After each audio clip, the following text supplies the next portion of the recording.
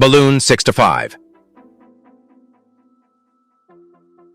Previously in flight training, we learn about the effects of air flowing over the top of the balloon. When the balloon is stationary on the ground, the top's shape causes air to compress over it, creating a low-pressure area. This low-pressure area generates lift similar to how an airplane wing operates. Lift results from both the heated air inside the envelope and the lift created by the air passing over the top. As the balloon takes off and matches the speed of the air mass, the flow of air over the top decreases. Consequently, any lift generated by this flow is no longer available. If the balloon is at equilibrium at launch and the pilot doesn't add more heat in response, there will be a loss of lift, causing a phenomenon known as false lift. Pilots are taught to consider the lift created by airflow over the top as false lift, because it wasn't generated by applying heat to the envelope.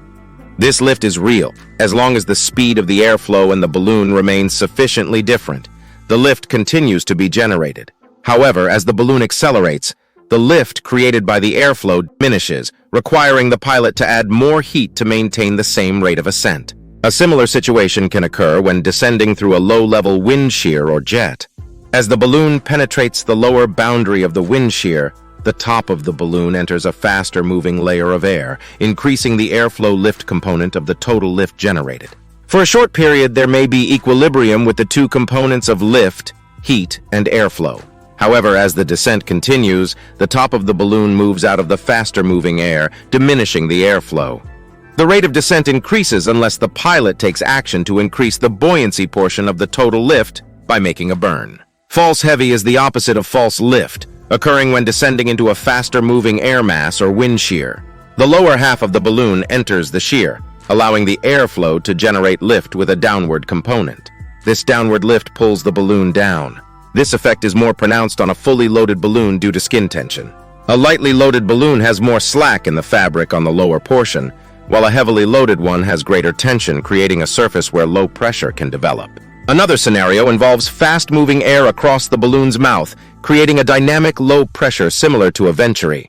This may cause the air inside the envelope to be pulled out. While this has the least impact on the balloon's lifting capability among the discussed possibilities, it is significant when standing on the ground following the initial inflation to equilibrium. Now we're delving into the intricacies of balloon flight dynamics, particularly focusing on the phenomenon of diminished capacity influenced by wind shear. Now, in the realm of ballooning, wind shear can significantly impact the rate of descent by affecting the envelope's capacity. Picture this scenario. As a balloon descends into a low-level wind shear where the surface wind differs drastically from the air mass it's traversing, a peculiar event unfolds. As the balloon enters the lower air mass, the side of the balloon facing the shear is pushed in, reducing the envelope's capacity and pushing air out of the mouth. The greater the speed differential between the two air masses, the more pronounced this effect becomes. Consequently, the lift generated by buoyancy decreases, initiating a descent. If this occurs at a low altitude without a timely response from the pilot, a hard landing might be inevitable.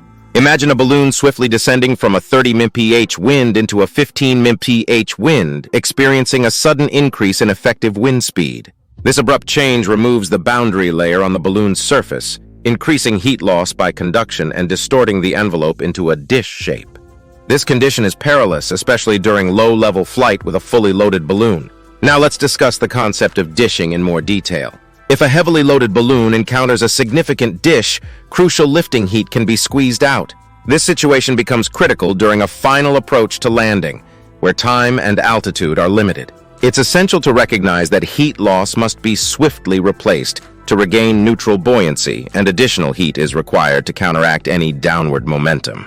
Signs of shear include movement in crown lines, handling lines, throat ropes, skirt, or even the basket. As the balloon descends into slower-moving air, distorts and slows down, the effect of heat loss can be masked by false lift. Even if the shear is mild, false lift momentarily exists. Once the balloon exits the faster-moving air, hidden false lift and dishing disappear, leading to an uncontrolled descent. Some pilots intentionally create situations of diminished capacity for high-performance descents. While this may work in low or stable wind conditions, it can prove disastrous in the presence of strong wind shears. In the event of a false lift scenario, the pilot's priority is to continue flying the balloon. If encountered during liftoff, maintaining a positive rate of climb until the false lift dissipates is crucial. During landing, if false heavy conditions are present, adding heat to slow the descent becomes imperative unless a steep approach is desired. Now let's delve into a crucial aspect of ballooning that often goes overlooked: landowner relations. The ability to navigate these relationships is essential for securing the locations needed for a smooth and successful flight, encompassing the crucial stages of inflation, launch, and landing. Neglecting these skills could severely limit the possibilities of ballooning, and the consequences of poor landowner relations can resonate throughout the ballooning community. During the launch phase, building and maintaining good relations with landowners is a relatively straightforward task. The pilot should exercise prudence in selecting launch sites, steering clear of flight paths that might disrupt sensitive areas like livestock areas, valuable crops, or nature preserves. When dealing with public spaces like school fields or local parks, obtaining permission for use is often unnecessary unless there have been prior issues with balloons. In such cases, it's advisable to check with local authorities for clearance. However, private property requires a different approach. A balloon pilot and crew should never assume the right to use private land without explicit permission. Doing so not only reflects poorly on the ballooning community, but also subjects everyone involved to trespass laws. Identifying whether a property is public or private is the initial step. For private property, seeking permission is paramount. If the landowner is not immediately available, the pilot should either choose an alternative launch site or inquire with neighbors who may know the landowner's whereabouts. Obtaining proper authorization is a critical task, and crew members, particularly crew chiefs, play a significant role in this process. It's worth noting that most landowners welcome balloon pilots and their crews. Many see it as an opportunity to learn about balloons and gladly offer their property for launches. Understanding and respecting landowner rights, even in cases where permission is readily granted, is key to maintaining positive relationships. The actions of one pilot can impact the reputation of all balloonists, so exercising respect and responsibility is of utmost importance.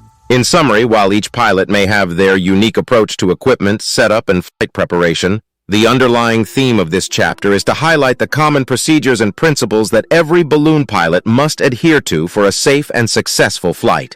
Ballooning is not just about navigating the skies, but also about fostering positive relationships with those on the ground.